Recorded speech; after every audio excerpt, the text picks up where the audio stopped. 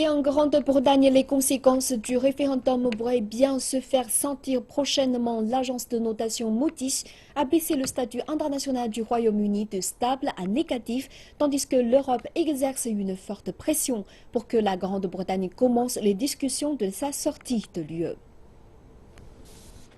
La pression sur le gouvernement britannique vient de tous les côtés.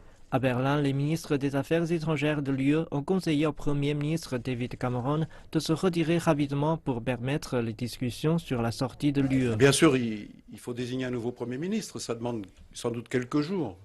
Mais il y a une certaine urgence. Pourquoi? Parce qu'il en va des intérêts des Britanniques comme des Européens, à ce qu'on ne laisse pas une période, je dirais, d'incertitude. Le ministre allemand des Affaires étrangères a déclaré que la rapidité était essentielle pour la réputation de compétence de l'UE.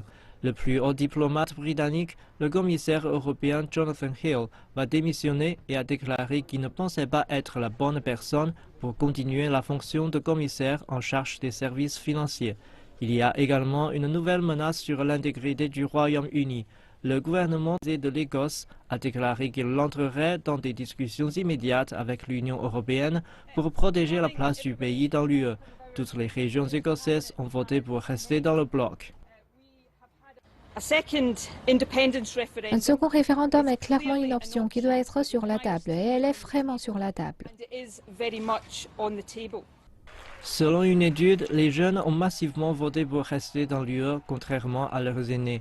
Le leader de l'opposition travailliste, Jeremy Corbyn, a déclaré que les jeunes avaient besoin d'être protégés des conséquences du référendum sur le Brexit.